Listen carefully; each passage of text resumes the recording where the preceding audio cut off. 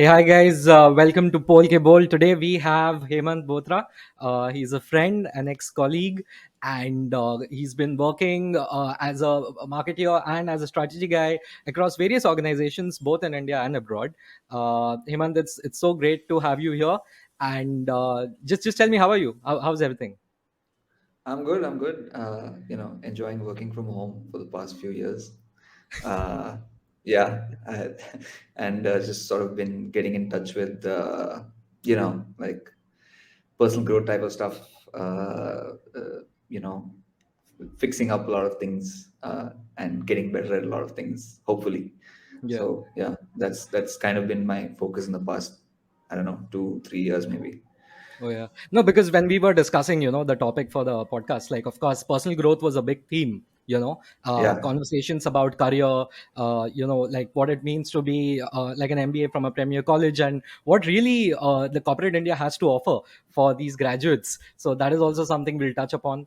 And I just wanted to start off with like Hemant, like you have had like a very unique journey, right? You just did not jump into corporate like most people did, because I did the same, right? I joined corporate right out of college, and this is way before my MBA.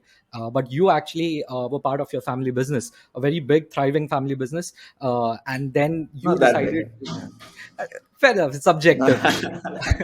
But I would say that you worked over there, and then you Yeah. decided that you will take your interests and take your efforts in another direction. So that is what I wanted to start off with. And also, of course, the fact that you actually studied in the US for some time, and you were actually there for quite a long time, and it's been like almost a decade since you were there, and you've come Yeah, over more here. than a So decade. studying abroad, having your own business, family business, working there, deciding to move on, then getting into corporate, like it's been quite a journey for you, Hemant.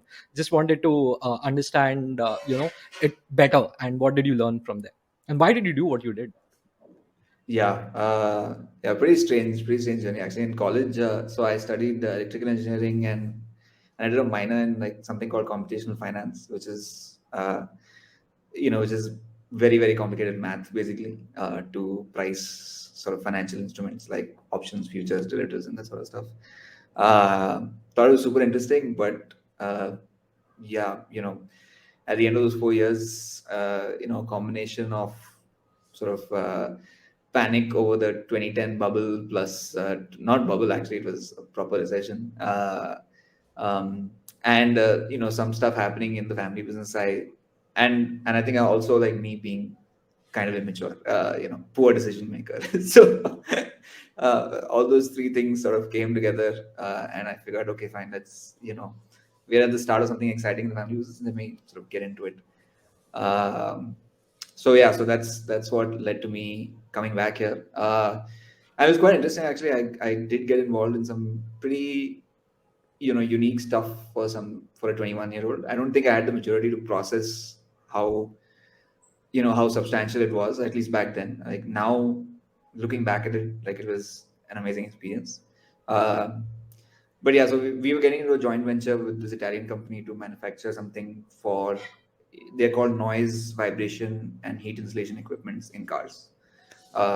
Basically, everything that protects you from sound outside and the heat from the engine inside the passenger cabin of a car. We were supposed to manufacture that. Ultimately, the deal fell through because yeah, there was, the eurozone crisis happened soon after that, and so our partners sort of ran out of funding essentially. uh, so yeah, but then I got into the proper sort of bread and butter business, did a whole bunch of things across, marketing, sales, operations, setting up a factory, blah blah blah.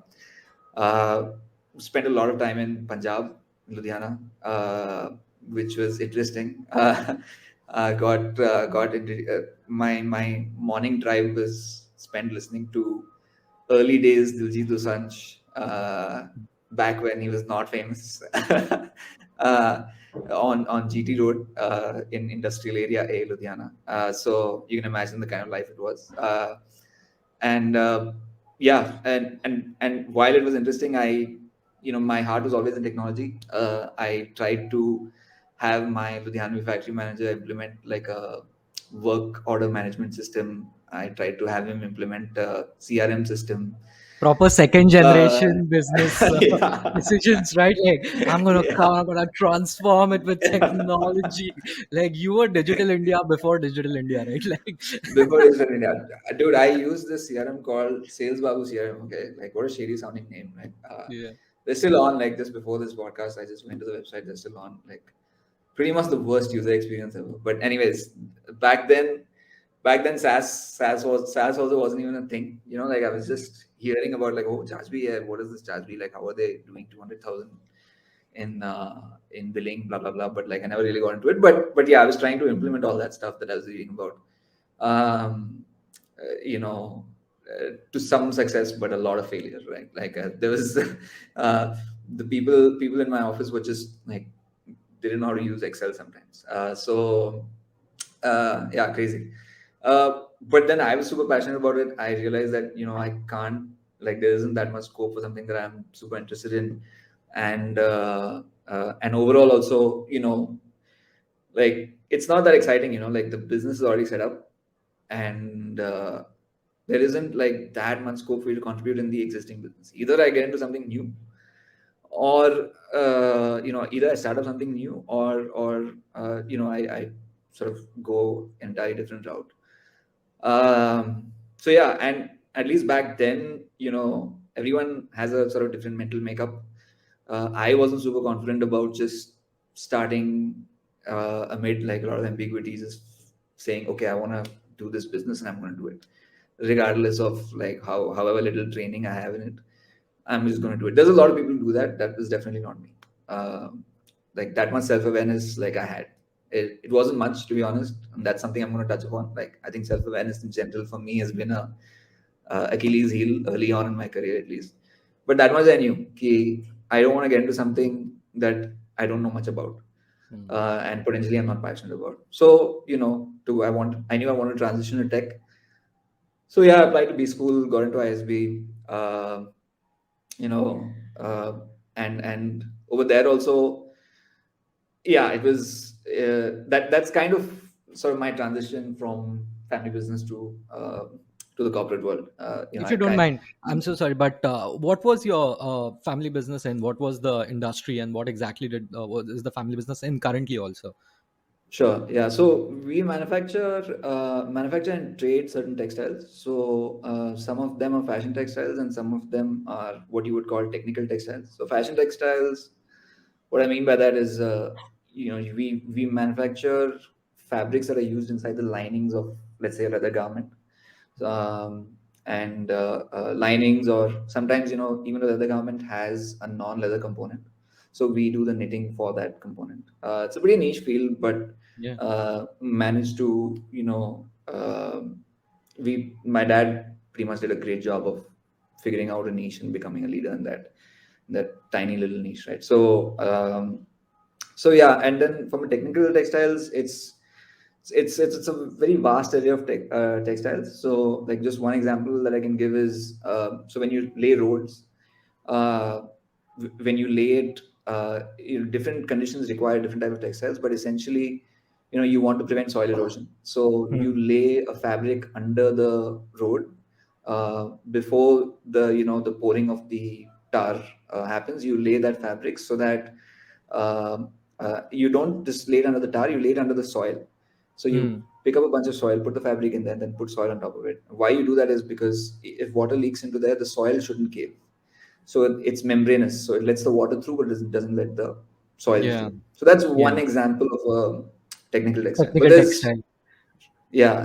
there's like 100 use infinite number of cases. fabric. Yeah, but Yeah. that's insane, dude. Like, So that's mad niche, and I can imagine, you waking up thinking, "Ki, do I want to do this?" So I can see yeah, some people will be actually like, you know what, it's a great business. A business is a business at the end of the day, right? yeah, And yeah, but some businesses have a ceiling in terms of applying like a technical solution to it or disrupting it with technology, and some others yeah, do not. So you probably figured that out and felt that, what, my passion for technology should lead me somewhere else. Is And then yeah. you were talking about that, right? Like moving to corporate. So yeah, please go on.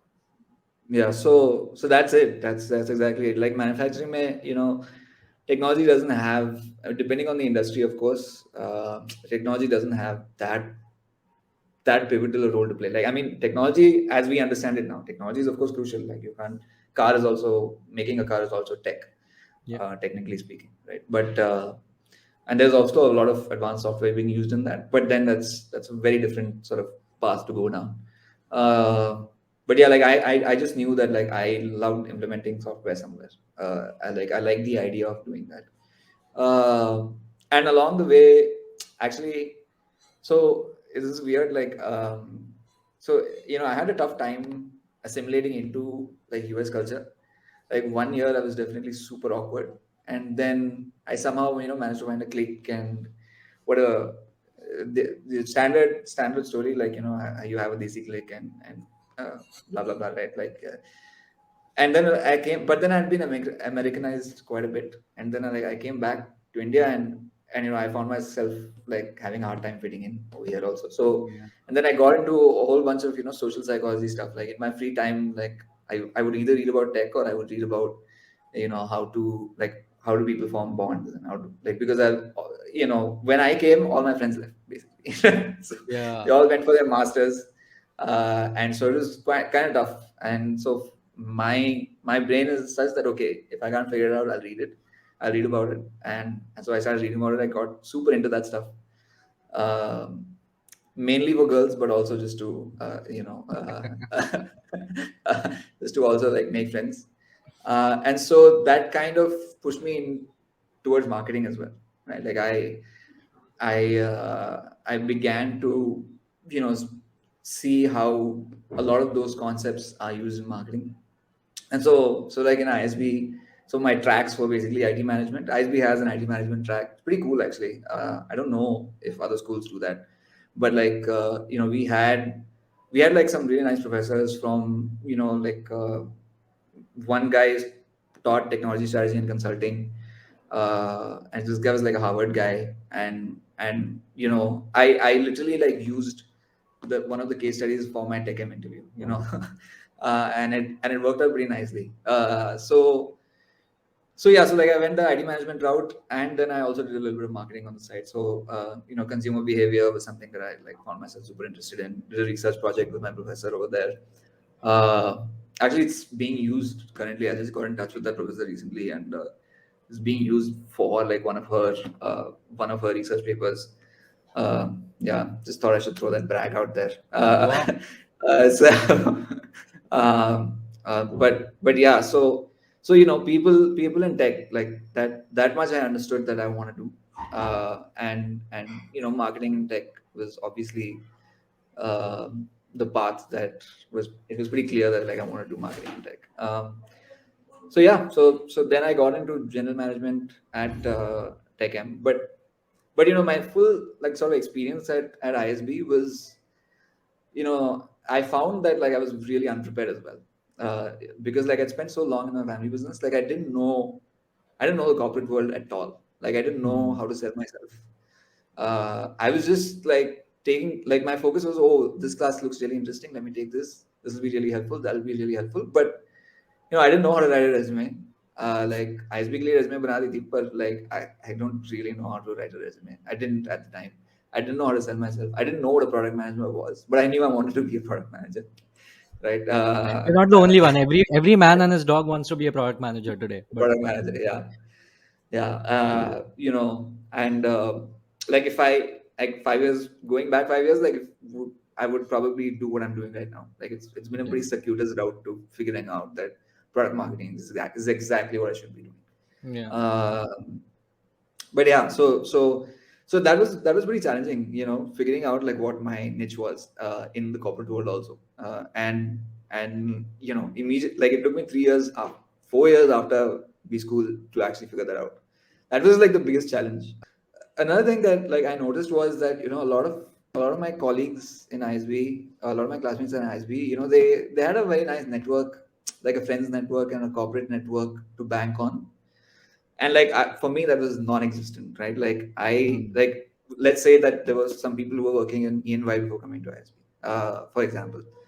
So now like they knew how to approach a consulting interview even before coming into ISB, right? And yeah, then they had all these friends who were doing mocks for them, even before ISB. And the thing was, it was like 5 years on from CMU, so from college. So like, I wasn't in touch with people in the corporate world for the most part. Like apart from Yeah. my like 2 or 3 like study buddies from college, like I wasn't really in touch with the whole corporate world. So that was insanely challenging. Like I was super clueless throughout that whole period. But That's very somehow, interesting. I mean, that's very interesting because I used to think that, I take it for granted, right? Because I have friends across like advertising, across marketing and ah, strategy. I have friends in manufacturing because my first job was in manufacturing operations, by the way, operations within a manufacturing firm. So wow, yeah, you were in so manufacturing operations, yeah, yeah, yeah, yeah, exactly. And campus placement, no less. And I was like, and yeah. I was hired for sales. They put me in operations in manufacturing. I have literally worked in warehouses. I've done stock audits, and Oh, I that's have crazy. like, yeah, you know how bad it gets sometimes. Stock audit warehouse mein baith ke, you're working with those people, and then it's insane. I know what you're talking about. So, but it's like I really wanted to understand that when you are actually in ISB, I thought you would have more contacts because you seem like a person who genuinely has a lot of friends, because you're quite outgoing. But now that you're saying that to me, it's quite weird because, yeah, because 5 years you are doing dhanda. Let's be honest, you are doing Yeah, dhanda, right? And in exactly. the कि I'm not doing business, I'm doing dhanda. मैं पैसा लेके आता हूँ and मैं काम करता हूँ, and that's what you were doing. And especially when you're working out of Ludhiana, I do not think you were chilling with a lot of people who are destined for MBB consulting. So I get where Totally. you're coming from. Yeah, Yeah, yeah, right. Go ahead. exactly. And that's the thing, right? Like that's another reason why, that's another, actually, now that you mention it, like that was another reason why I wanted to move out of family business, because like I didn't get to hang out with fun people. Okay, like with people who inspired me even at work. Like I was supposed to be the inspiration at all times. Like that, it was never that I had, either a competitive colleague Mm, or a group of people who I could like chill out with after mm, work. Like, that mm, was almost non-existent. yeah, I did so in between I did a family business program. So like that, I'm not going to name it. It's not yeah, there on my LinkedIn. yeah. I But kind of figured where it's from, but it's okay. yeah, so I did that briefly, and then I found out, holy shit, like this community of family business people is not, like, I don't gel. Like Mm, I don't fit in, no, like I don't mean to throw shade at anybody. I love my friends from that group, but like the few friends that I made, yeah,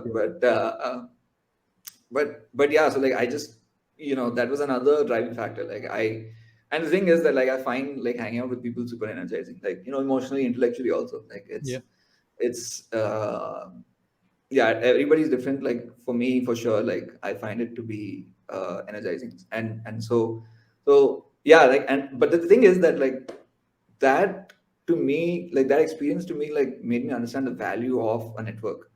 Like, yeah, like you said, right? Like if you have spent like 4 years in the corporate world, you probably take it for granted, like those friends yeah, that you make, and like how much contribution they've had towards your, either personal or professional growth. Like you don't really understand how valuable that is. But like after those 4 years, 5 years that I spent in somewhat, I would say, isolation, like I was like, holy shit, like I need to network the shit out of out yeah, of B school, right? So like my approach to B school was also that, like in my study group, I'll make sure that like I'm known as the guy who does the work.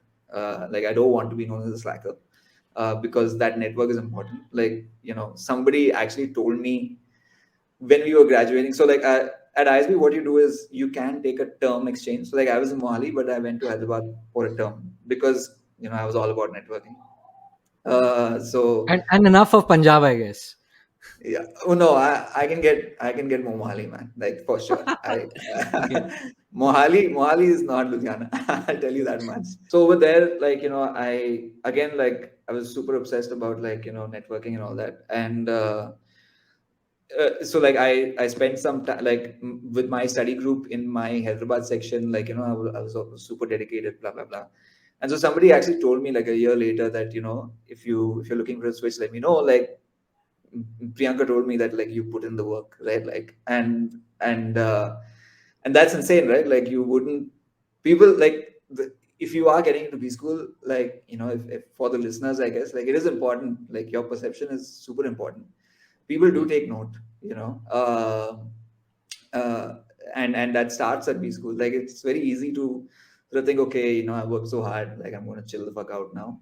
Yeah. But I'm not sure that's a smart idea. Like, No, that's yeah, so of course, like, yeah, yeah. So because a lot of these people are people who you'll be doing business with, like 5-10 years from now.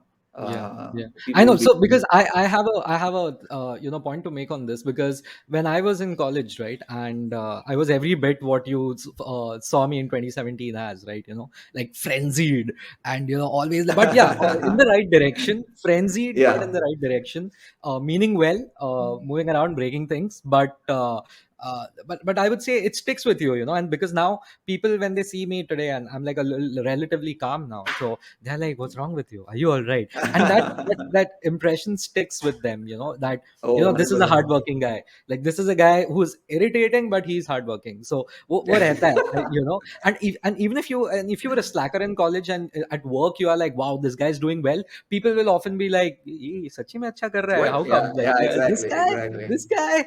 But yeah, I get what you mean. But yeah, so folks, whoever's listening, perception matters, especially in these school, right? These people stick with you. Yeah. The time you spend with them is very less, 1 year sometimes if you're an ISB, or 2 years, but it sticks, and people will remember you for that. And when they want to refer you in the future, it also matters. People like, what, this Oh, guy is a good fit 100%. for this role.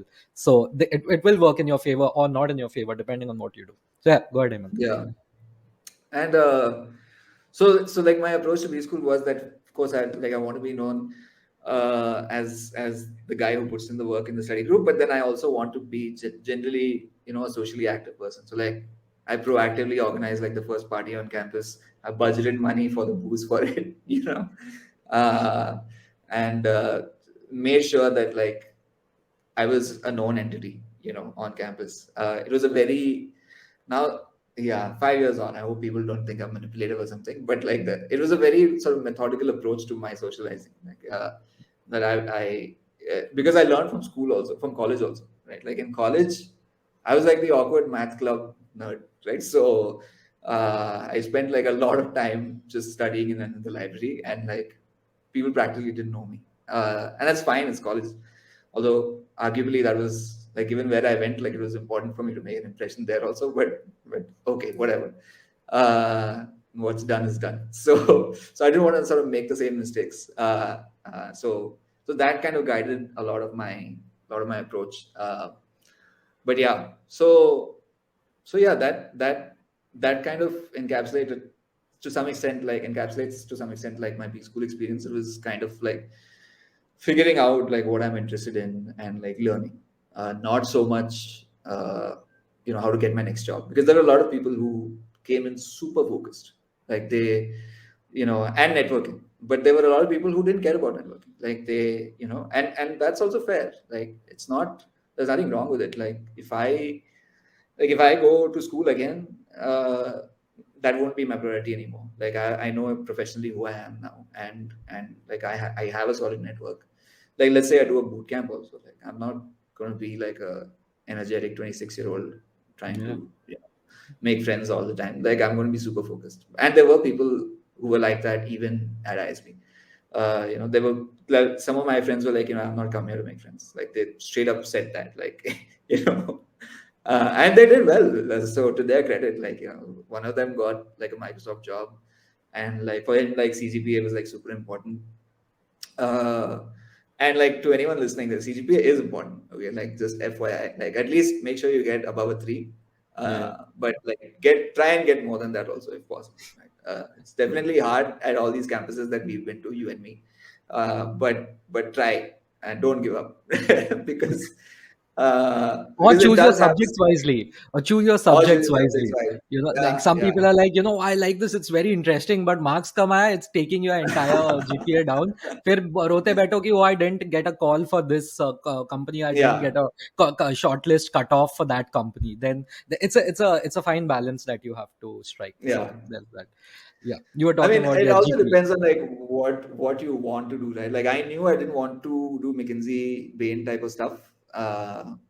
Like although it would have been nice to do it, but like I just like I went to B school when I was 28 or 29, right? Like if I had gone maybe 3-4 years ago, then maybe I would have tried for it. But like I knew that like I would have gotten burnt out super quick. So like I that much like I understood.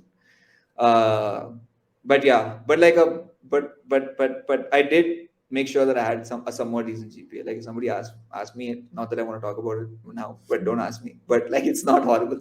Right? Um, so yeah, but a big part of it was spent in cluelessness. Like, and that's another thing that I wish I had done that I didn't do was spend some time. Like I went straight from my family business to B school, but like given the luxury that I had of being in my family business, like I could have taken 6 months off the family business and done something else and Hmm. built up some sort of a portfolio for myself, right? Yeah. And I think a lot of people, even in the corporate world, like let's say that you don't have some crazy loan and that you're not supporting your family, and I understand that like there's a lot of people who might actually have that pressure, and if that is the case, then of course my advice would not apply to you. But like if you do have the luxury to do that, then I would say that you much rather like take time off work and figure out something for yourself, in terms of actively pursuing what you want to do after B school. And this is especially applicable to a 1 year B school where you don't Yeah. have an internship. Yeah. I So think. I actually did something similar, but this was before B school. So Oh, because that's I used great. Yeah, to, even yeah, better. because I used to work in manufacturing, right? And I was like, ये तो नहीं करना है, ये तो बिल्कुल नहीं करना है. I asked them like, like, can I get sales? And they didn't give it to me. So I was like, because I was supposed to get into sales, you didn't give it to me. I'm quitting, and I quit my first job in a year. And I'm like, I'll do advertising because I've always felt a calling over there, and I anyway wanted to do Yeah. marketing, right? I knew I'm going to do my MBA, and after my MBA, I may or may not get into advertising. Didn't know the industry. I didn't know anyone who worked over there except for one or two people. And I just like went up to those couple of people. I was like, I want to work in the industry. They're like, yeah, give us your CV, and no one would ever call back. And I would go on these websites of these, ad agencies. I would email them, call them, and stuff like that, and they would just be like, "We can't hire you. You don't have any experience." And I was like, "मेरे को चाहिए experience देना मतलब like I'm like कुछ तो दे like I am not an expensive hire, like and it's been like just 1 year since I graduated. I majored in marketing also in my graduation. So I was like, why am I not getting anything? And I was like, you know what? I'll take this thing where I this opportunity, and once again, do this only if your family and you yourself can afford it, time wise, money Yeah. wise, of course. And I struck a deal with my dad. I was like, you know what, for 6 months I will, do this thing. Oh wow, And that's by next awesome. year, I promise you, somehow, anyhow, I'll get into a good B school. And in hindsight, that was a ballsy move, and it kind of It's worked a out big move. perfectly. Yeah, Yeah. scary to do, and also requires like back then I was desperate, so the self-respect ka thingy didn't come up because I'll tell you why. I applied to become an intern at an ad agency, and that was after leaving my job after graduation, and I became an intern at an agency. I was earning 5,000 rupees per month. And my dad was like, listen, you are 21 years old, you can't be earning 5,000 rupees a month. He gave me 5,000 on top of it. He's like, I think I know you want to hang out with your friends, go. He gave me imagine taking like your father giving you 5,000 a month, saying as That's long as sweet you're of him, man. yeah, exactly. And also because he saw that I was working so hard, and I was traveling Oh, all the okay. way from Navi Mumbai to Bandra, and I was studying for my entrance exams. So he was like, okay, kar raha hai ladka. And what I did was I got into an internship at Agency O9 in Bandra. Great guys, great work. Till date, I apply a lot of things I learned over there. Oh, awesome. And what I also learned over there was, by the way, I converted that job in 3 months. They were like, Oh, sweet. let's work together. I was like, fantastic. But I'm sure I'm getting into some B school at the end of this tenure. Oh, you So were honest about it? You were yes, I honest about was. it? Yeah, yeah, yeah. Oh, And that's guess great. what? Guess what? I actually got in. I told them I'm ready to work full time, but only for 3 months. And I know you won't take it, so I'm ready to work on a 60% of your initial offer. Guess what? They accepted it. Wow. Oh, Yeah. wow. I That's now that I crazy. think of it, I'm like, I have way more brains. I had way more brains back then at 21 in terms of negotiation, Dude, and yeah, that's I don't know how I insane. did it. Today, I would just screw it That's up. I'm very insane. sure. I don't know. Somewhere I've Oh, what? regressed, and No. some ways I have progressed. But, I wonder why. I think we I, have a common there. let's not go there. But I struck a deal with them, and they were like, you know what, you're honest, and and it's good. Like we'll have you, yeah. Because I knew one thing, that internship ka experience mana nahi jata.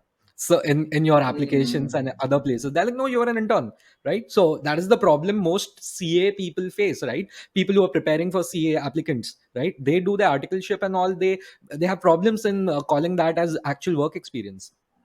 So I was like, even if Mm. I get 3 months Oh, of I didn't know actual work that. experience, yeah. Even if I get 3 months of actual work experience, in an ad agency, at least it's there on my CV, And when I went to B school, I was the only one with ad agency experience. So I know Oh, sweet. exactly, yeah. And it's a small batch anyway. So, but yeah, ad agency experience before coming to B school, even I mean, I know like not many people have it, and uske baad bhi B school ke baad bhi, if someone goes, they go to those WPP wala media buying Yeah. companies and the big places, FCB Ulka and all of that other places. So I have done that in the past, and it was a very good decision because it taught me a lot of things. But if anyone wants to do it, please do it only when your family supports you, and do it with an exit option. Ki after 3 months, 6 months, if it doesn't work out, you have something to go back to. Don't just you Yeah. know fly with it, like but or do Yeah. whatever you want. But anyway, yeah, Hemant, you were talking about this. You should have taken like a 6 month break and done this. Yeah. Yeah, dude, like that's crazy, bro. That's insane self-awareness. Like that's that you know that you want to do like, marketing and earlier I think sales, which very much, in the same family of S&M, right? Sales and professions. marketing. I knew किसी ने उसमें ही Yeah. घुसना है. Yeah, that's crazy. Like I, for sure, like I did not know that. Like I knew only tech because acha mujhe tech cool lagta hai. And the kind of college that I went to also, like it was a very tech heavy college. So, like it just became a part of my sort of personality, and that I don't know, like if it's worth talking about, but like the my college experience like had like an insanely like dramatic, change on the way I thought in general, which is crazy. But maybe that's for later when we come to that topic. Uh, but yeah, so shit. Where were we? Yeah, exactly. That's a sign of a good Uh, conversation, by the way. So this is about like yeah. taking a break from work and how Oh you yeah. realize that, how you wanted to do what you wanted to do. Yeah. So that's definitely one advice that like I would give to people who are going to be school and have the luxury of taking a break.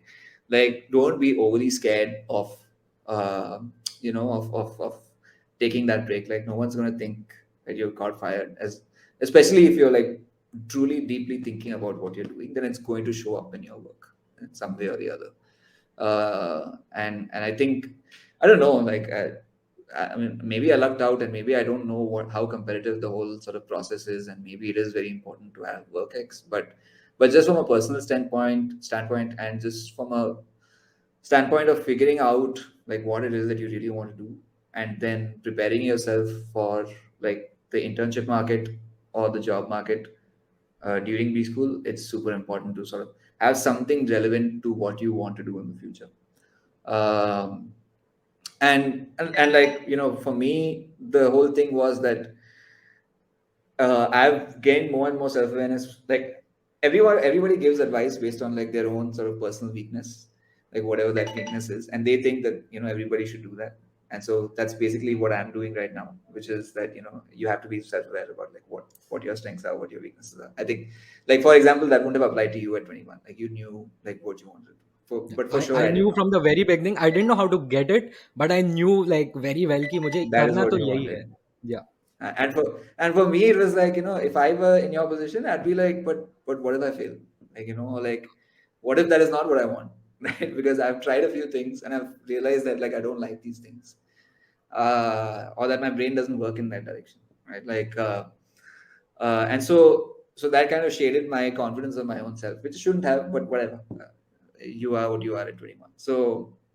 Uh, so yeah, so that as I gave myself more and more experiences, as I began to succeed at a few things, fail at a few things, and sort of start sort of listening to my own brain as I was doing different types of work. Like that's when I started sort of figuring out, okay, I'm good at this, I'm good at that, and I started observing others too, right? Like I started observing what others are good at. Because at the end of the day, it is kind of a competition, not like a cutthroat competition, but you do need to be aware of what others are good at also, so that you can Yeah. find your own niche. uh, and so like all these experiences will expose you to others, and what all they bring to the table. and maybe how you can sort of distinguish yourself from everybody else. So yeah, so that was a big part of my B school experience also, sort of self discovery and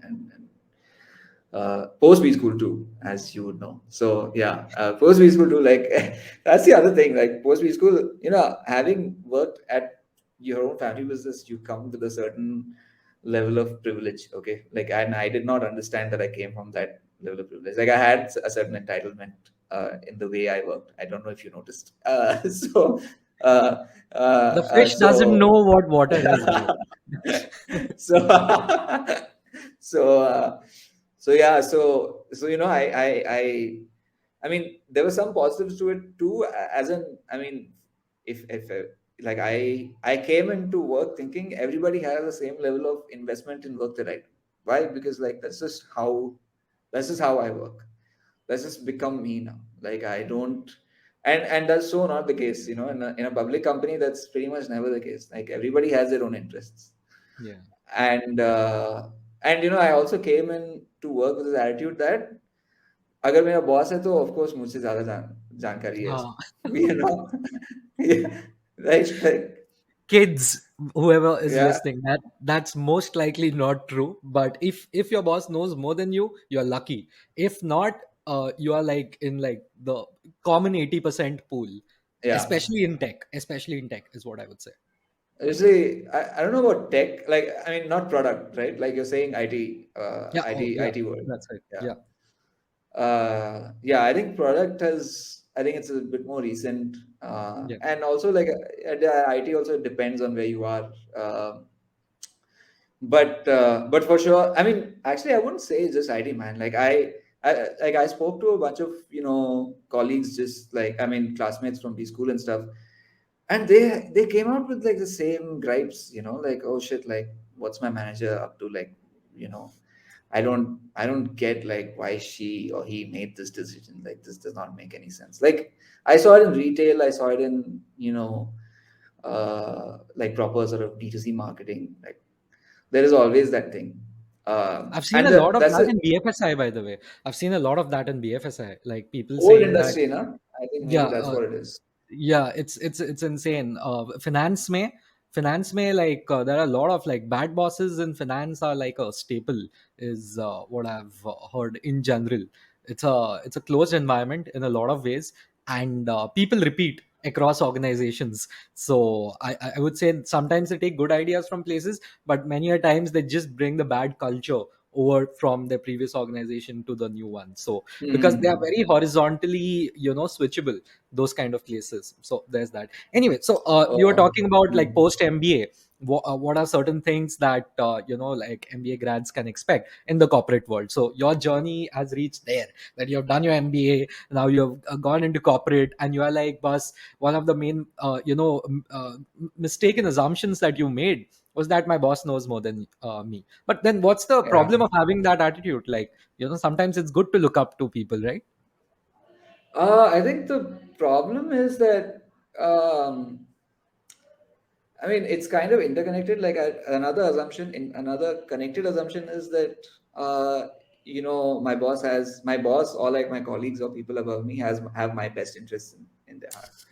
Uh, I don't. It's somewhat related. Okay, it's not Yeah. connected. I mean, it's not the same The thing, but theme it's is the related. same. The theme is the same. The Yeah, thoughts are theme part is of the the same same. tree.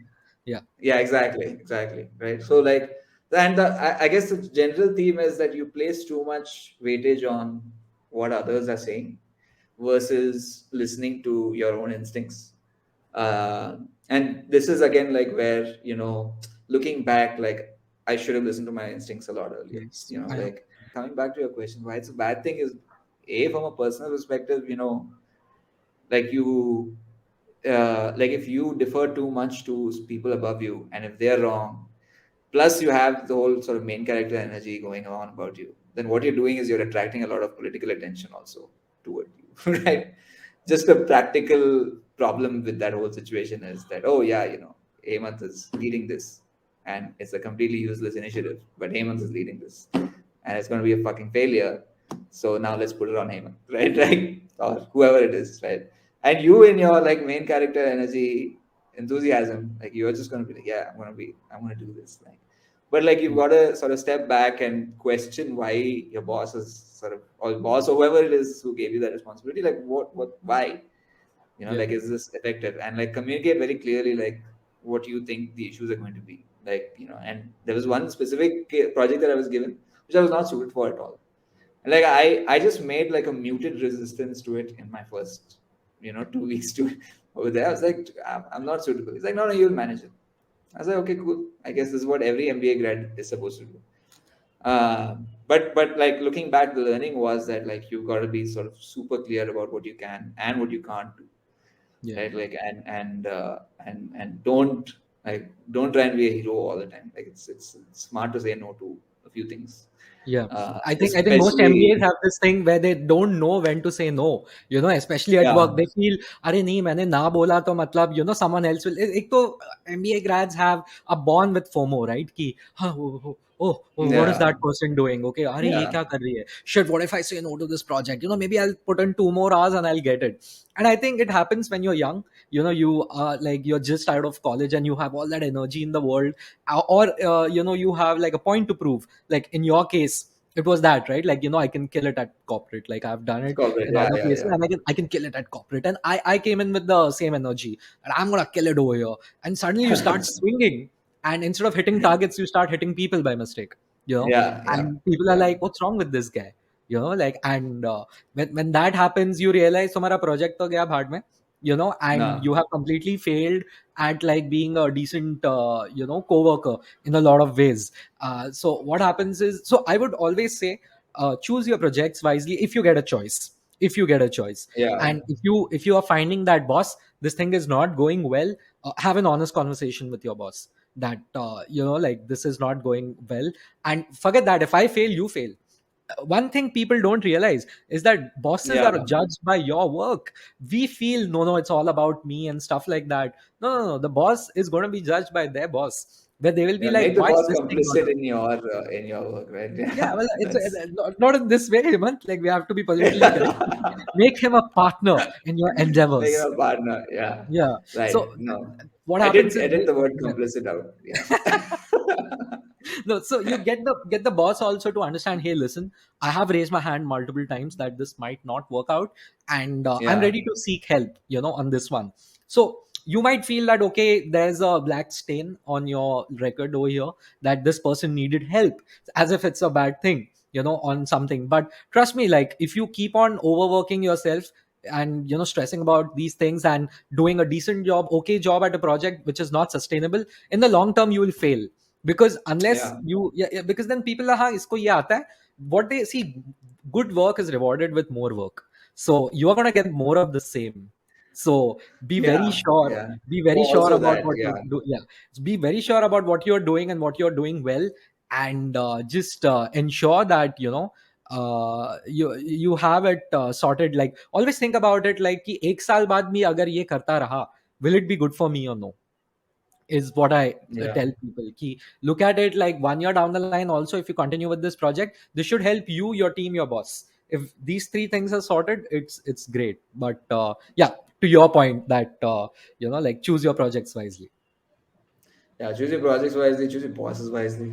Ah, um, that's a given, of course. Yeah, but yeah, so like that was kind of my like journey post MBA, where I was like, okay, how to navigate like the corporate world, like not your interests and your company's interests are not always going to be aligned, and just because like your company wants to do a certain thing doesn't mean that you have to do a certain thing, that thing, right? And yeah, and that also took me a while, like to sort of figure out that okay, like I need to sort of change, or I need to not place like an overemphasis on like doing what's right by the company always. Like I need to figure out that it doesn't mean that you screw the company, but then you should figure out that okay, maybe this is not the right company, right? There's nothing wrong in admitting that to yourself.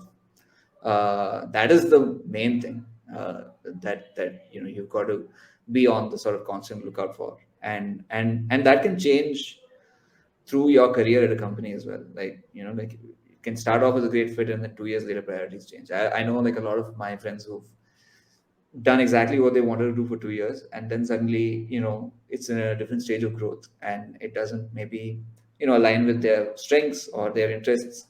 And so, it changes. Like somebody else comes in and they become more important, and that's understandable too, because the company is going in that direction. But then it's important to sort of keep in check, like sort of keep connected with like that Yeah, whole keep a tab, dynamic, keep a right? tab on Keep a things. I tab think on what that you're dynamic. trying to Yeah. say, is, Hemant, I think, is that every 3 months, I think I do this. Every 3 months, I ask Okay. myself, it's just like a review of yours with yourself. Kya kiya in the last 3 months? Does it align with your goals? 5 years down the line, does it align with your goals 1 year down the line? And where is Yeah. your role going?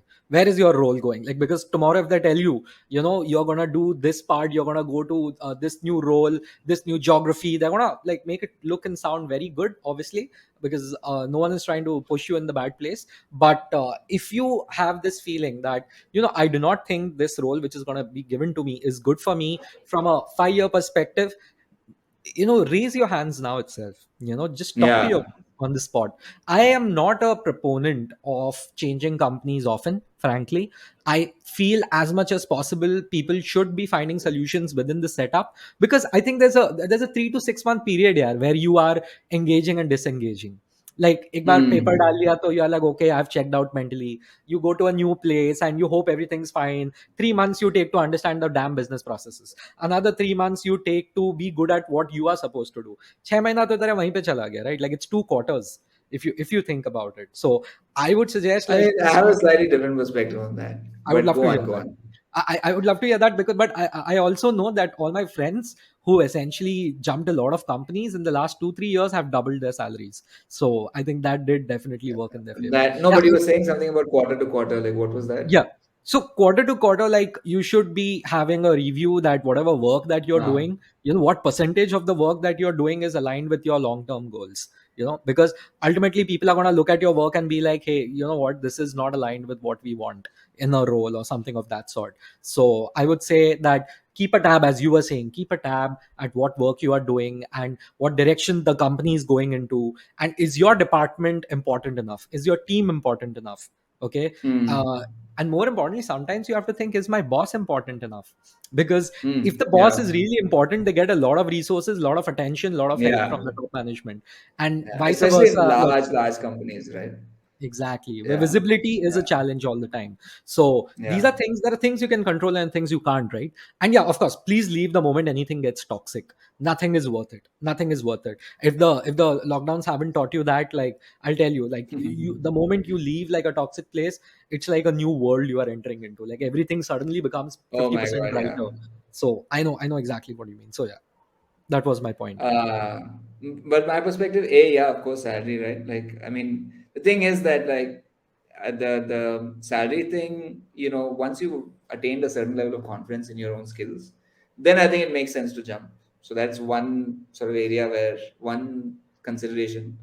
Let's say you are already like a top of skills product manager, and maybe you're not just getting paid what you should be, or you're not getting the kind of work you should be getting, or if you're very clear about exactly what kind of work environment you want to work in, like what is the kind of team composition that you need, what is the kind of funding round that you need to perform at your best level at, and then if you find that, okay, I'm not getting this, I'm not getting that, and along the way you jump 2 3 companies, fine, do it, as long as you have a decent explanation, right? And honestly, I wish I had jumped a little bit earlier, because I didn't know what the corporate world entailed. For me, like my first corporate experience was like the only corporate experience, and like maybe I needed to experiment a little bit more. And in retrospect, maybe I needed to do an internship. Like, but I was already a little bit old compared to the average MBA grad, so like I didn't want to spend too long in Yeah, academics again. So yeah, I mean, actually at ISB I was probably average, maybe a year above average, but yeah. compared to like let's say, I think JBIMS, what's the average? Must be 23, Average 24, must be 24, 25, max 25. 25. Yeah, Yeah, yeah, so average at ISB was like 27 and a half, 28 types, and I was 29. So yeah, so those are considerations that you definitely keep in mind as far as jumping goes. As long as you have a decent explanation. yeah. But yeah, so that whole thing of like not placing too much emphasis on what people tell you, and like having, and also like being connected with voices outside the company, like Oh outside the corporate, yes. outside the company, like that I still lacked, right? Like because like I didn't spend work. I had ISB friends now, and that ended up being like a huge sort of boon for me actually. At the end of like 2.5 years on my first job, like I started speaking to at least my ISB friends and figured out that here are some options. This is what I'm seeing in the product world. This is what I'm seeing in the B2B SaaS world, and that was super critical. And I don't think like I seeked it out, and I kind of fell into a rut. Like I was just doing what was told, what was asked of me, and I wasn't sort of keeping tab, as we call it now. Like I was just like, whatever my boss asks me to do this, I'm going to do this. And Yeah, so like, but having that sort of external network fill you in, and of course like I was married to someone from ISB who was in the product world, that helped significantly. So that also kept me in check, because like I was seeing how her salary was shooting up, and so she was like in a series B funded startup, I think. And it was the founders really knew what they were doing, in terms of getting the valuation up, getting the customer base up, increasing the customer base, etc. So I knew that there's a lot of growth out there. Like I had hard figures to back that knowledge Yeah. up. Uh, Which I so don't so think, yeah, which I don't think a lot of people do, that they don't yeah, really know what the world really looks outside of their company, because the companies keep them busy, these people keep themselves busy, and I was one of them, right? And I really didn't know that there are different worlds out there that are more suitable to you. And here's a point about companies, right? I know people in my previous company who are doing very well, so, and I cannot, and these are people who joined with me, and these are people who joined before me. Some of them joined after I left, literally, and they yeah, are doing so well over there. And you sometimes think, what, maybe I was the one who wasn't good enough. But that's not true. The reality is, certain places suit you, certain places don't suit you, and yeah, sometimes you join a company where, like, like the plans for your department aren't really conducive for something that you want to do. And the same yeah, place, if you will join 2 years later, it will be the best place for you, for your career, for your bank account, for everything, for that matter. And what is really important is when you look outside what other people are doing, which is what I did, right? I did that. I had my friends from JBMS, and I would constantly ask them, what are you working on, what are you working on? And oh, after a okay, certain point of, and not just in marketing, right? People who are in consulting, people who are in investment banking, finance, and all of that jazz, I kept asking them. And after a point of time, I realized, I think I have veered away from what I was supposed yeah, to do, and I yeah, need to get back on track. And I did that slowly but surely. I did that. And it's not like the work that I was doing wasn't great or something. It was, the team was great, honestly, where I worked. But I felt there was more opportunity for me in other places. I could be more creative and apply my strengths and learn different things and stuff like that.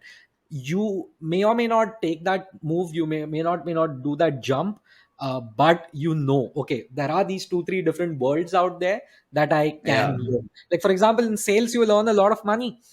Any company you go to, sales, if you do it well, you earn a lot of money, right, with incentives and stuff. But तेरे को life जीने का है क्या? हर हफ्ता call होता yeah, है, कितना हुआ, हर महीना कितना पेटी गया, हर क्वार्टर तो पूरा ऊपर वाले लोग आके पूछते हैं कितना हुआ, कितना नहीं हुआ. Sometimes your number are bloody public in nature, because you work for a company like that, right? Public company. So be very careful about where you want to work and yeah, what is the trade-off that you want to have. So that is one thing about profile selection, is what I would say. yeah. That's actually like the whole. Since you mentioned sales, since you mentioned profile selection, it sort of, that's a big part of like my sort of post-COVID personal growth story also. uh, is that like until COVID, like I was enamored by sales. uh, and I think to some extent, yes, I am a people person, and it does sort of fit with my profile to some extent. But then there were other aspects of my personality that were not suited for sales as well, right? Like a salesperson needs to be able to just dust off like a failure. Yeah. And at least back then, like I wasn't very good at that. I don't know. I'm hopefully better at it now, but still, like, it's not a default personality trait. Yeah. Um, and so, like, I never recognized that like, maybe I'm not fundamentally suited for sales. Like, I am a people person, but maybe I should be doing something else, maybe research, maybe marketing, but not sales. Yeah. Uh, because, like, you need, yeah, so like, and during COVID, like, I finally did take a shot at it, and then I got smashed. Like, along the way, I picked up some insane other skills which are kind of career defining actually now. But at that time, like, I had a sort of really tough time for 6 months, and I had like this sort of super chastising conversation with my then boss. Like, I respect him deeply, and but then, like, the words he said it in were like super harsh, and he said that, oh, you don't have that X factor that a salesperson needs to have, and that was like soul crushing. Okay, like, already, you're like in the midst of like a super anxious time, like during COVID. I was working probably 12 hours, 12 to 14 hours a day. And I was handling like multiple responsibilities, right? So, like, the kind of role that I needed to do was like, it wasn't just sales, but like, it was setting up like a whole practice. And so along the way, like, I needed to learn the product. I needed to learn how to sell the product. I needed to learn how to price the product, like price the service associated with that product. A whole bunch of things I was doing, and that hero attitude kind of like fucked me a little bit too. I mean, I learned an insane amount, but like, if I was a little bit less hero, and if I just went to my boss and said, hey, I want to do sales, and that's it, you're making me do five things, this does not make sense, you are not going to get what you want, I'm not going to get what I want, Yeah. right? And that, like, I didn't do, but fine, whatever, like, I didn't do that, that's fine. Like, I Mm. picked up like an insane number of skills, so I'm quite thankful for that super stressful period also. But like, so during that COVID, like, that prompted me to then seek help outside as well. So, like, I went to a therapist after that super sort of crushing conversation. I was like, dude, like, my life is a fucking failure. And it wasn't, but At that uh time, it feels like everything is crashing down. Yeah. everything is crashing, right? And and I had this sort of weird pressure that, okay, I'm so old, like, I've been to such like insane colleges, like, I should really be doing more with my career, and what is it, right? Like, and sort of going through that whole therapy process of introspection was insane. Like, I learned that I was like unnecessarily hard on myself in some aspects, and then I learned also that there were certain deficiencies as well, like in my everyday algorithms or whatever. Like, there was a gap between who I wanted to be and who I was. Like, let's say that I didn't spend time in the mornings to learn. Like, I didn't keep myself updated, but still I wanted to be the smartest guy in the room.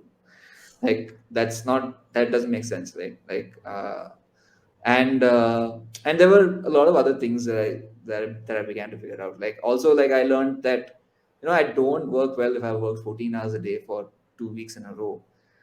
Like, I'm not productive after that, or like even in the middle of that, I'm not productive. I used to be. I doubt it actually, but like, I used to be at some point, but for sure I wasn't. At this point, I was not productive. And along that, like, so that whole sort of process was like eye opening, where I understood what my strengths were. I was able to make a somewhat informed decision on my career, like where I wanted to go. Maybe it wasn't sales, but maybe I could do a good job supporting salespeople. Maybe I could do a good job with like marketing strategy, because there were a lot of interesting observations that I made, which did help us like win a deal eventually, in whatever it is that we did. And then so like when I shifted tracks, then like I became a consultant also, like for about 6 months or so. Like, I was doing tech consulting, and there I was like, oh shit, I'm pretty decent at this. Like, I know how to talk to people. I can like extract user requirements, etc., etc., and I can make a business case, of course. So maybe I don't do sales. Maybe I do something that you know and like uses my ability to talk to people instead. Maybe it's not sales, but it's something related. That's how I kind of got into product marketing as well. Because, like, with product marketing, you need to do a bunch of research, you need to Yeah. do case study interviews, you there's a lot of like people observing people involved, um, and of course sales enablement, which is, pre-sales is like a lot of what I did before that. So yeah, like, and my attitude, like I always had this feeling in my head that, it's good to have a therapist like once in 2 months. Just go check in, speak for an hour, even if things are going well, Yeah, just go and it's like talk, right? servicing. It's like servicing your mind. Yeah, and I've never done it. Like I just, for whatever reason, like I was in that rut or whatever. I just didn't push myself to go and get it right. And it's a difficult process. Like finding a therapist is a difficult process. Like it's like proper like dating. Like you need to find someone who works for you. So Yeah, you don't just jump and pour your heart out to the first person you yeah, speak to. So so like, yeah, so that process also, I just feel like by 30 you've got enough cobwebs in the brain to clear out, yeah, yeah. more often than not. Like I feel No, that like a lot of people, I don't know if you observe this, but like, people post 40, like they just tend to say the same things again and again. Have you noticed that? Like, I don't know, they're just caught in that loop. yeah, very few fresh ideas, very few fresh ideas. And I think that's because not just their body, even their mind is in a routine, that every day they Yeah, wake up and they do the same thing. And I recently yeah, read something like the way you live your days is the way you live your life. I was like, ऐसे थोड़ी होता है. And then I was like, no, dude, whatever I want to do in my life is right now. And if yeah, I'm not going to, like, if you want that new skill, if you want to get into that new industry, or if you want to do XYZ in your life, you have to spend today doing it, and you have to change your old habits, like basically, get the cobwebs off. And I think therapy sessions actually help us with that. And also it's like, yeah. you or like we as men especially, we are a little stubborn, like, हाँ नहीं नहीं मैं ऐसा ही हूँ, मतलब I was Oh, like I've this met at many 18. stubborn women, man. Yeah. I So, refuse to name them for my own personal safety. uh, The ones I know. But yeah, I still feel like mentally, I think we are too harsh on ourselves, like as men. And therapy is not something, the first thing that your friends are going to recommend to you. They're like, Are thoda daru peete, chal, you need a break, yeah, they'll get you drunk or worse, and you'll just chill. And then that becomes like a session or two, but it doesn't solve any problems. It will numb down the symptoms, but it will not go down to the cause. And yeah, ultimately, if you really want to go to the next level in your life, whether it's personal or professional, therapy actually helps you look at things very clearly, and yeah, actually come up with new ideas. And sometimes a third person, like a therapist, will actually tell you things which are right there in front of you, but you can't see it, you know and I think that is very important, because your spouse, your parents, your friends tell you that thing, you get very defensive. You're going to be like, oh no, yeah, he or she, or they have an agenda, something of that sort, or they don't know the truth, they always have this thing to say about me. But a third person who has zero interest in your life, objectively mm. speaking, right? Like, who gains nothing by putting you down or something, if they give you that constructive bit of criticism, you are like, what, that makes sense. That makes sense. And I think I just explained the business model of McKinsey. But anyway, go on. Yeah, yeah, no, definitely consultants do that. They basically clear the cobweb, right? Like that's at an organizational level. A lot of value in that. People say consultants don't do shit. I don't agree with that I for sure. disagree. I disagree. They do a Yeah, lot. yeah. Yeah, but like that's exactly what happens at a personal level too. Like, companies get stuck in their own patterns. You also get stuck in your own patterns, and like, especially like, as you get older, it's very easy to get stuck in those patterns, and then not grow because of that. Yeah, So yeah, like, so that in that sense, like, it was amazing for me to like identify my own like positive and like negative patterns, and sort of figure out that, okay, you know what, like, maybe I should like shut my laptop at 10, right? Like that's good for the eyes, good for the brain. Maybe I should have a morning routine. I used to think that having a morning routine is like this thing for old people. You know what? Like, I'm fucking old. Okay. So So that realization There's a also reason was, they have that routine. There's a reason they have that routine. yeah, exactly. Yeah. You realize later, and then you're like, you know what? It's okay if someone's calling me old. That's fine as long as it Yeah. helps me. No, That's I would say that it's, again, like if you are someone like me, okay, and it doesn't maybe apply to everybody, but like I know for sure that like I would have done better if I had a routine. Like if I had a routine around learning, if I had a routine around whatever, like stuff that I enjoy doing. Like because of this, like I discovered that, oh, you can surf in Chennai. Like I just did not even like consider that. Because like COVID was so stressful, and my wife we had just moved to Chennai, and my wife was like, I used to hate Chennai, by the way, right? Mostly still do, but like my wife had come to Chennai, and she was like, I'm going to find something fun to do. hmm. And she was like, did you know that you can surf in Chennai? I was like, no, they can't. You can't. What? No, that's not possible. But I discovered that, and I found that it was such a huge like stress buster too. Yeah, As long as you don't get injured. yeah, and you know what you're But doing. yeah, yeah, I did not, but By the way, I have surfed so, too, although I've surfed in Goa, and uh, it's a lot of fun, dude. Like there was this instructor, and he was like teaching us, and by the end of like an hour or so, I was like successfully surfing, like like the basic level of surfing and all. yeah, So yeah. I had my friend with me, and it was a lot of fun. But yeah, surfing in Chennai, I do know that you can surf in Chennai, but I don't know how cool it is. But I'm assuming it must be awesome No, no, no. considering you really love it. It's insane. It's insane. It's not. Firstly, you don't want to do what you watch on Instagram when it comes to something like surfing. Okay, like that stuff is fucking dangerous. Like the people who are doing it, like I tried to do it and I dislocated my shoulder. So like that's what ended up happening, right?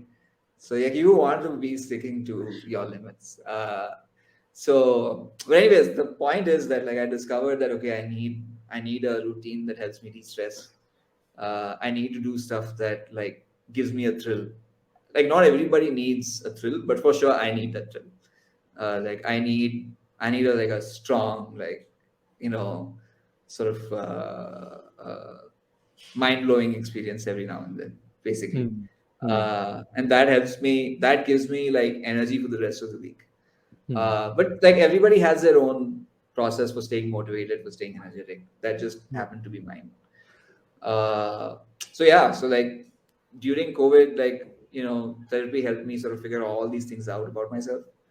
Professionally also, personally also, and then like I ended up starting to focus a lot more on fitness as well. That also sort of really, really sort of clarified my thinking in a big way, I think. Uh, and that's the craziest thing. Like during COVID, I wasn't doing much physical activity, and then I was just engulfed in pain. Like for for a good year, like I was just like at the end of the workday, I was a wreck for no good reason.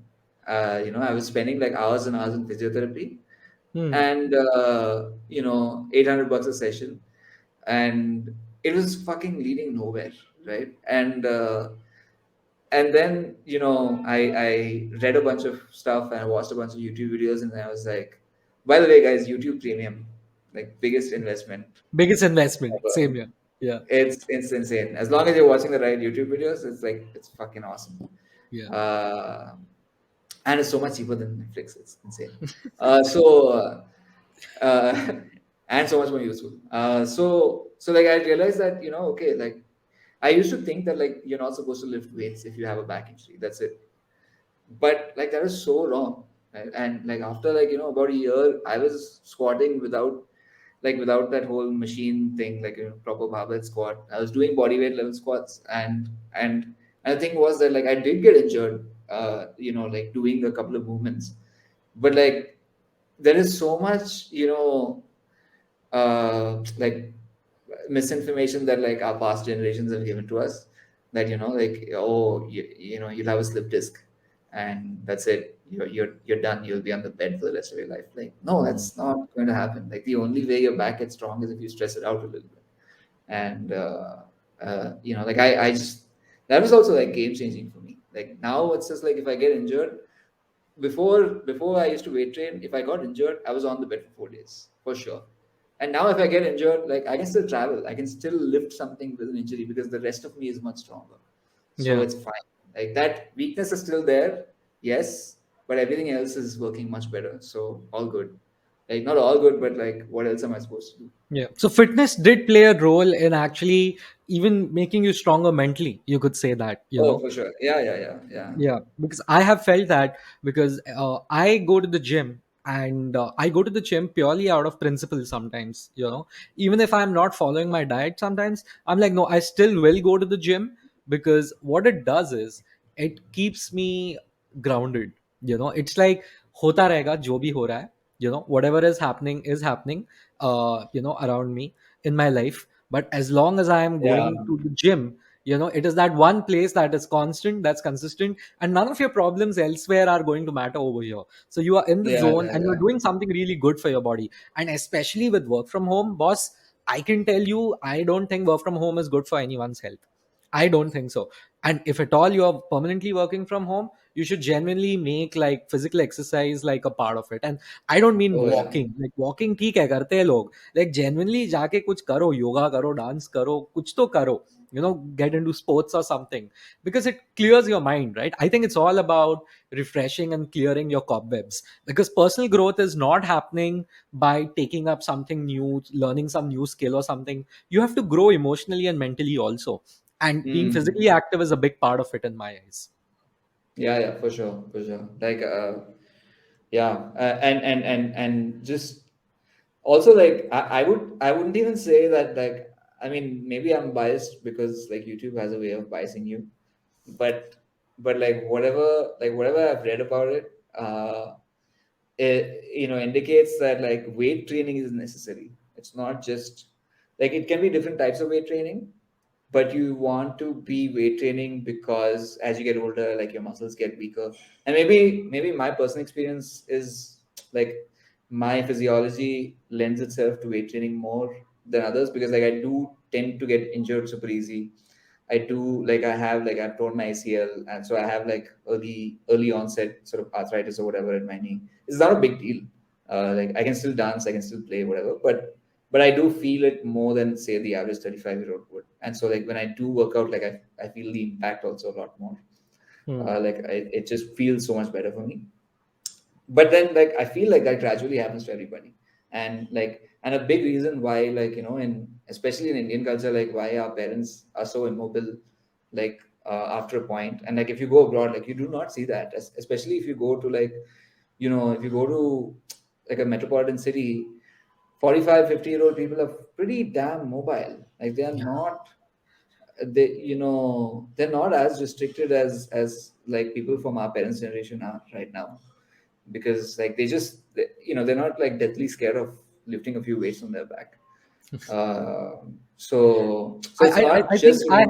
I have a point on that, right? I feel that so I recently went to Bali, right? I was in Indonesia, and even over there, like on vacation, I could see like a lot of Westerners just going on their morning run, like you know, and they weren't walking like we were walking. Ki, ah, it's such a nice place. We'll keep walking. Baju mein beach hai. No, those folks were like in like they were geared up and they were running, and they had their phones on their sleeve and everything, tracking their movements with the Bluetooth on, and they were running. They were proper running, and I was like, "Yeah, tu vacation pe hai, bhag kyun raha hai?"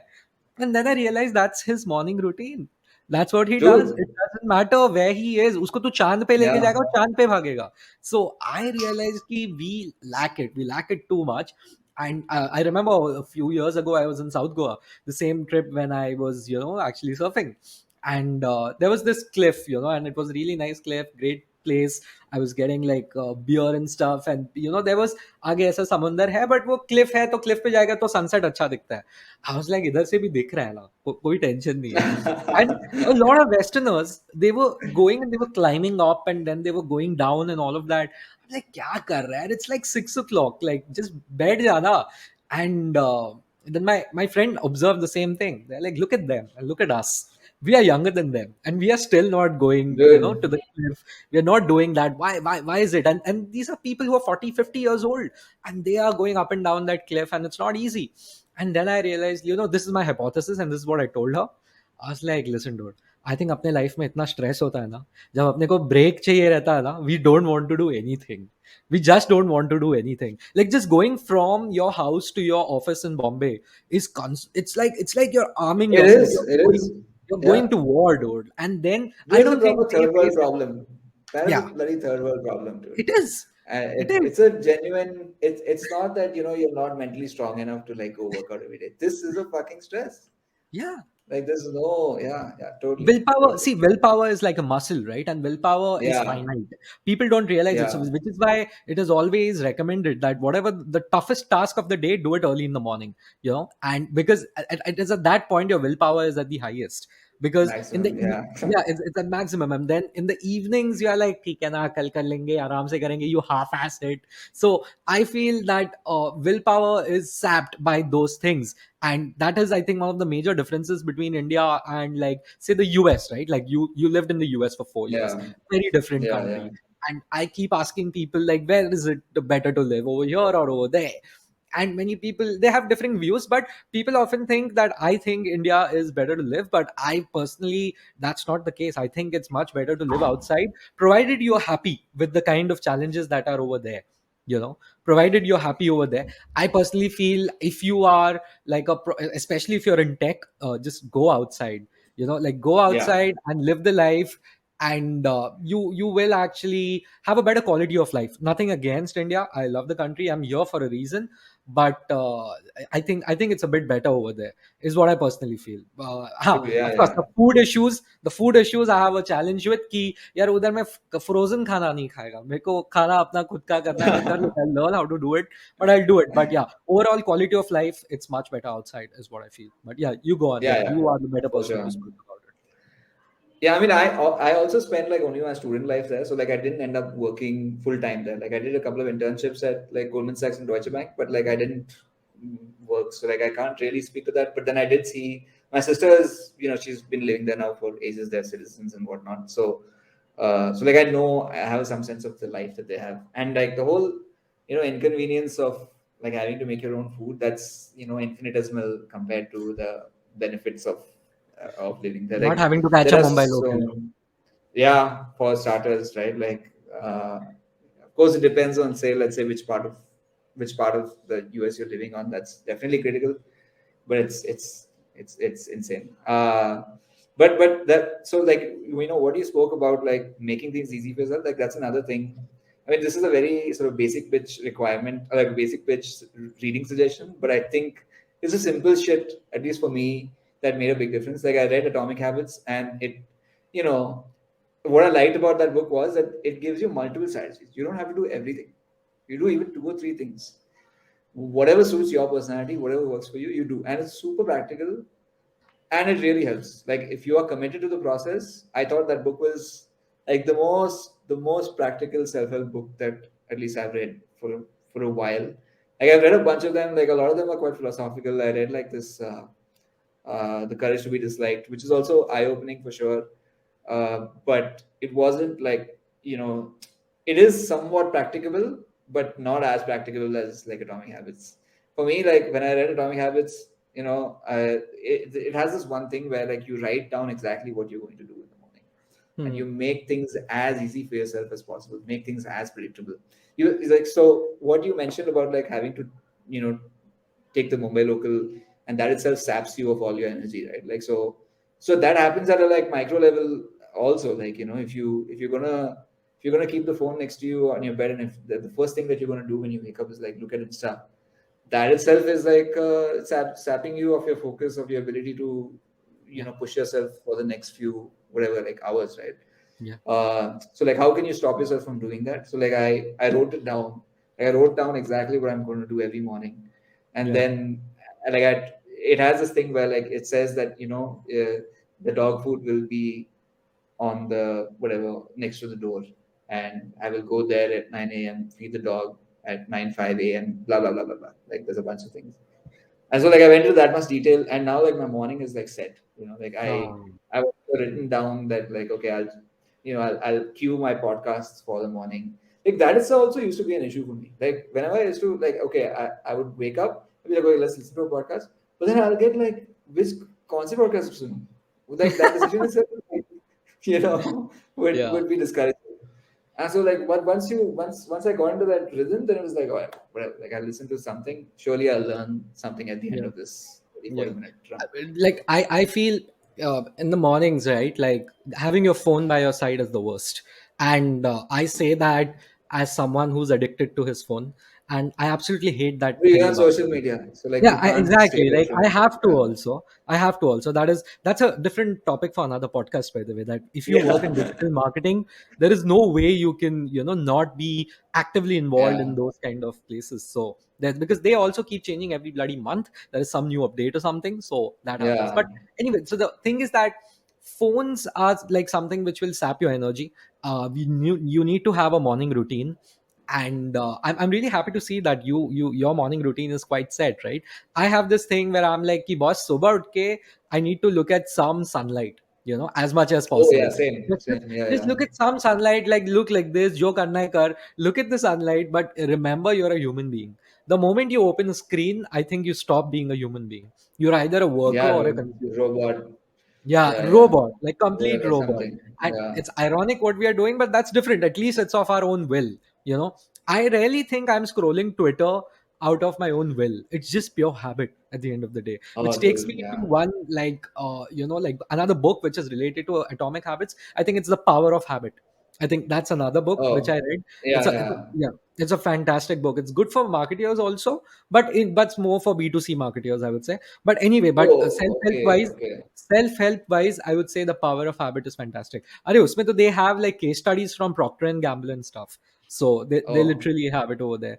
And so they have a lot on Alcoholics Anonymous and how their program works and stuff like that. If you want to break an addiction or something, so I would suggest like you read like The Power of Habit. oh, So okay, that's like okay. one good book. But my favorite all-time book on productivity is a very funnily titled book called Eat That Frog. So Oh, it's a shit. it's a, Okay. yeah. Eat That Wait, Frog. wait. It's a I've book. seen this and Yeah, I'm not. Let me write this there's a down. green frog on the, on the cover, and it's a very catchy bloody book cover. Like if you have it, like you look at it, so it's actually quite fantastic, that book. Eat That Frog actually is by this guy who by the age of 25, I think, was heading like entire sales departments. And that was because like he was so good at his job as a sales guy. But he says like, hey, listen, I wasn't born a sales guy, no one is. There were certain habits that helped me. And most of his advice is so common sense, it's not even funny. Like of That's course, the favorite. yeah, My Eat favorite kind That of Frog advice. literally means, why the name is book that way, is named that way. It's like whatever you hate to do, the first thing in the morning, do it first. What could be worse than eating a frog alive? Is what the premise of the book is. Like, imagine that thing you don't want to do, that you're dreading, that you're pushing off for like days and weeks. Like, I don't want to do this. I don't want to do this. I don't want to reply to that email. I don't want to start this project. Happens to me every week. Okay, but I remember that Eat That Frog principle, right? Like once you do this, there's nothing in the day that can be worse than this. So Oh, objectively speaking, the rest of the day has to go better than what you have gone easier. through. Yeah, it will be easier. Mm. And you are like, you know what, like this is much better. I can do this. I can finish the other things. So I would say there is other approach also, that you finish off like your chotu tasks and you focus on that bloody frog later. But I often feel that if you do the toughest thing early in the morning, I think everything else falls into place I think accordingly. everyone has like over here also like my approach is definitely different. Like Yeah, I think that like I like doing something a little easy just to get my confidence up a little bit yeah, yeah, for like half an hour. And then I'm like, all right, I'm in the zone, you yeah. know, and I have some other like ways of sort of subconsciously telling myself that I'm in the zone. So like I have this Pomo Focus Yes. app that I'm using right now. 25-5, if Yeah, I'm not wrong. Yeah. I'm doing 35, but yeah, like Hmm. whatever works for you, right? Yeah. And like I have a sound playing during my focus time. So like Ambient sound. once I hear that ambient sound, like I'm just like Zap. yeah, that's it. I'm like only staring at whatever I'm supposed to be doing. So that like easy win plus that ambient sound plus a couple of Yeah. other things Yeah. really helped me. What I do I is, mean, that's a great one, because what I do is definitely is as much as possible, I finish off all my meetings in the first half of the day. I don't want any meetings Oh, as much as I can control it, right? Keep, obviously not always, but 9 out of 10 times I can actually push off every meeting. I literally call up people who have set up meetings at 4 p.m. Can we do this at 12? I have checked your calendar, and I promise you I'll finish it in 15 minutes. And of course you have to be nice about it, right? Someone says no, it's to no. But more often than not, people are like, you know what, kar lenge, you know. And I push all the meetings, back to back meetings, I have them, because I know मैं काम नहीं करने वाला उनके बीच में. Okay, I'll look around, I'll open my phone, and then suddenly a new meeting is there, and you've wasted all your time. What I yeah, like to yeah, do yeah. is finish all your meetings, have your lunch, and now sit down. And now for two, And three then hours, no just one's going to disturb you. Now just focus as much as possible. Focus, and it works because meetings break your flow. At least they break my flow big time. And a lot of my work, yeah, yeah, mine too. yeah, see, there is work which is like basic, like communication based, like calculation based, and nothing creative, usual humdrum stuff, right? But then there is work which requires creative thinking, strategic thinking. तो उसके लिए Hmm. I would always recommend take out 2-3 hours का slots if possible. Don't have any meetings at that point of time, and use that time to do get your work done. So, and what I do is by the end of the day, just before the day is ending, I send it to my manager and I'm like, I've done this. Take a look. Let me know. And अगले दिन सुबह तक you have the feedback ready. कि Yeah, हाँ, yeah, yeah. अभी ठीक है. And ठीक है, now I worked on this. Now I have this new thing that I need to work upon. So that's how I like to do things. Hmm. So I heard a very different thing on this podcast where, like, for me, I think that works a little bit more. Yeah, it's crazy. Like, that's another thing that, okay, I'm deviating a little bit, but I found that, something that, like, that hindered my self-awareness was that I used to keep thinking that, truisms that people gave me is what I need Mhm. to apply to my life, rather Yeah, than figure out what works for me. yeah, Right? Like, you are saying that you like to get the hardest thing done first. Maybe yeah, that won't apply to some listener, and yeah, maybe yeah, getting the easier thing would apply yeah. to, like, and the other way around as well. So like that process is super important to get into, where, like, you're figuring your own shit out, like, and you're sort of listening to your own thoughts, and, like, oh, am I being productive right now? Not being productive right now? Like, did this trick work? Did that trick work? Whatever, right? So Hemant, what I really also wanted to talk about is like, what would be your advice to young professionals who are entering the workforce, or people who are just like 2 years, 3 years into the industry? Because in the last couple of years, most people have like entered, and for them, work has been nothing but like an online project that they do from sitting from their bed, and suddenly all the companies are calling them back, right? Like, कि अभी office में आ जाओ. And like, what would be your advice to young professionals in general, and to ones who are going to visit and work in an office for the first time in a physical setting? Oh man, this tough question. First thing I'll tell you is that, like, any advice that anybody gives is based on their own Yeah, experience. So get as much advice as possible. Like, don't yeah, listen to only one person or two people, right? Like, that is, I think that's the umbrella advice for everybody. Again, I'm saying this because I wish I did that. Maybe you already do it. I don't know. Maybe you don't, but you should. Uh, and and I don't know, man. Like, just keep listening to the train of thought in your own head. That would be something that I would strongly, like, advise anybody to do. Like, figure out, like, be in tune with what's going on in your own sort of head, emotionally, intellectually. It's you might think it's easy, but it's not a trivial thing. Like, it's not something that comes naturally to everybody. So, like, and if it so happens that maybe it doesn't come naturally to you, then maybe you should sort of figure out, like, how you can, whatever it is, maintain a journal. I was using Calm app for some time, and in that, yeah. like, it just asks you for your mood, for example. Like, maybe there's a tool like that you could use, right? Like, just to figure out whether you liked a certain project, you liked a certain person, whatever that is. So that would be my sort of 2 cents on somebody getting into the workforce right now. And with regard to coming back to coming back to a physical setting, dude, I don't know. I don't think I'm the right person. Like I've worked from home for so long now, that like I'm a I don't e- I haven't worked in person for long enough to like give advice on that. I don't think so. Yeah, because even at TechM, a lot of my team was in the US. So like I Hmm. was working in Hyderabad in the office just for the timestamp Yeah. and just to like go meet other people in TechM. So I don't know. It's a tough one, but for sure, like, but I will say that don't undervalue it. Like I wish I was working from office, because like I think it would have, especially if it's a good team and if it's in a managerial capacity, especially where you need to get stuff done, like it's invaluable to have people in front of you. Yeah, which is what a lot of people find difficulty in understanding, that people who are in middle management and above, they need people around them. It Yeah, makes yeah, their yeah, life easier. Remote management is not easy. Like I yeah. have a lot of respect for managers who manage, like, sitting out of the US, sitting out of Bangalore, Delhi, Mumbai, and their team is dispersed all over the country, right, or the world for that matter in many cases. So managing those people is very difficult. And if you are a person who are just entering the workforce, right, or you are just entering like after working only for a couple of years, and physical setting is not exactly your forte, my advice to people would be that use it as much as possible to build connections outside your team. Hmm. Because what happened Hmm. in the lockdowns is the only people you spoke to were your manager and your immediate team members, correct? At max दूसरा team का वो भी काम रहेगा तो.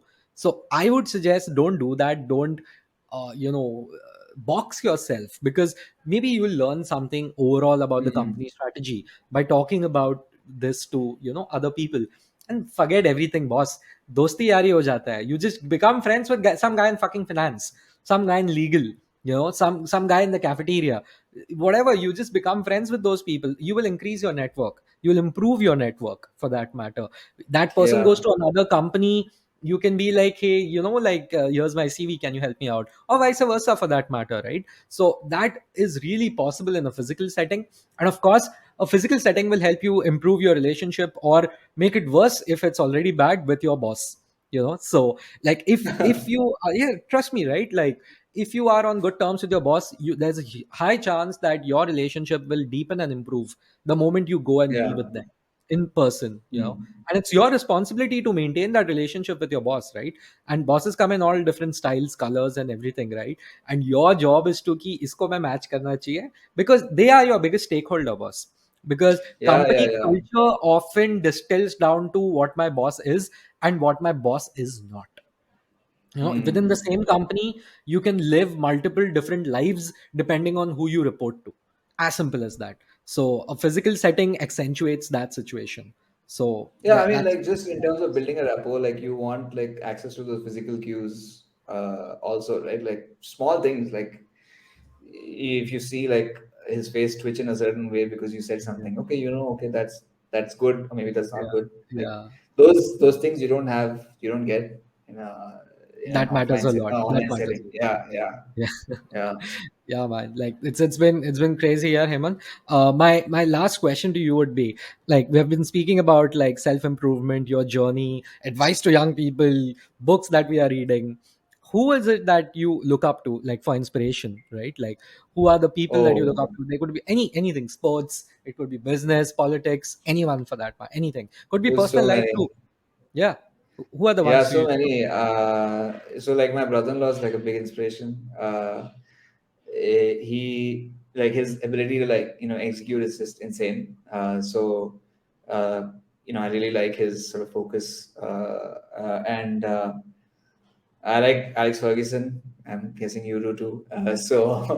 Although like his books are not great, but I think like the kind of stuff that he's done is insane. And the kind of longevity that he's put in, not just longevity, like his I don't know what it is, what he does to motivate himself for that long, that consistently, but that's aspirational. Like that's the kind of motivation I want every day. Like and that's yeah. I mean, maybe borders on obsession. I don't know what the hell it is, but like I'd love a piece of that for sure. Like I'd like to have something of that sort. But yeah, and then besides that, I don't know if it's a person or what, but like it's hard to like pin down on one person, man. Like I've just been reading so much, and I've like learned so much from all these sort of books that I'm reading, that like there's something to get out of, what like a lot of like the experts experts or people who do research on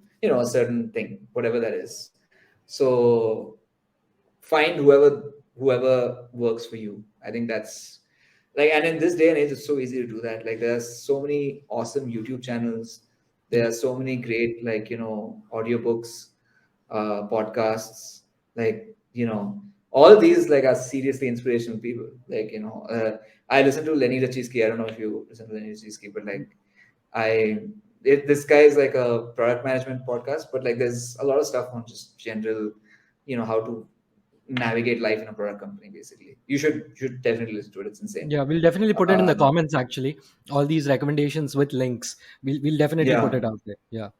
So Lenny Rachiski is like one sort of podcast I really like listening to, and like he's obviously had an amazing career also.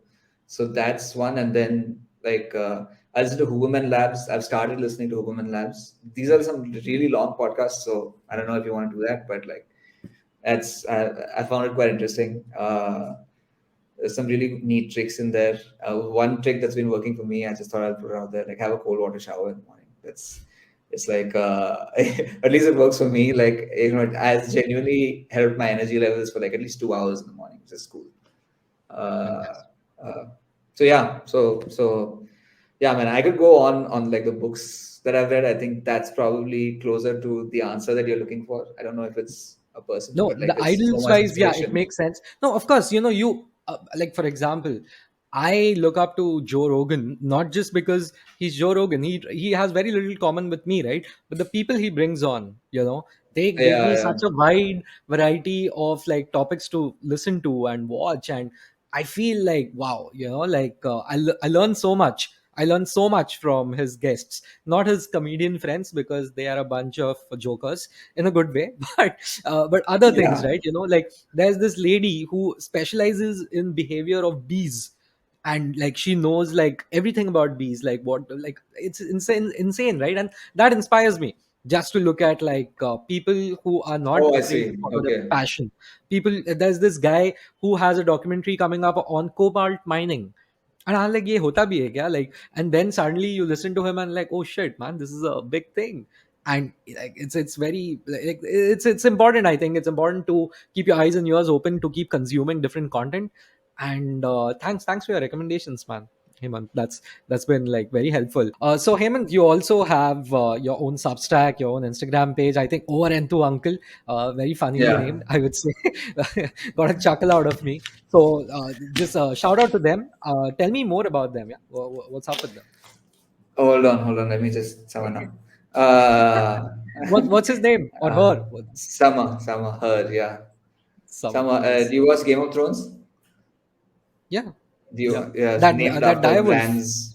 Brands direwolf. Yeah, but about a Okay, tenth of the nice. size. Uh, so okay, yeah. So right, yeah. So I started a Substack, kind of as a way of it was an atomic habit, actually, something that I wanted to do. Basically, I wanted to get better at writing, but the value is that like I summarize basically my favorite books. The latest one that I did was Good Strategy, Bad Strategy, because I just really like the book. Uh, and what I've done is I've contextualized it with like recent examples. So if you Hmm. are interested in,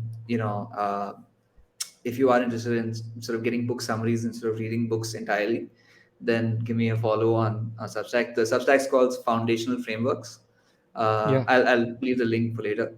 yeah. And The link will be in the description, so that's not a problem. We'll put it all there. Sweet. And yeah, so on my Insta page, yeah, I it's kind of an experiment. I sort of distill my articles into a little summary on a post, Yeah, and it's generally associated, something from strategy is converted into maybe a self-help thing, um, or it could be a business thing, but generally useful stuff. hopefully a break from mindless browsing on Instagram. That's the objective of creating the of creating that Instagram page. And I'm also sort of running a business right now. It's kind of a Nice. product marketing consulting business, and I've got a client coming up for whom I need a designer who's skilled with making presentations, someone who can make a corporate level, B2B SaaS presentation, sales pitch. So if any listener has experience with it, can send me a portfolio, then reach out to me on hbothra1 at gmail, or you can drop it on my website. It's my name, hemantbothra.com. Yeah, nice.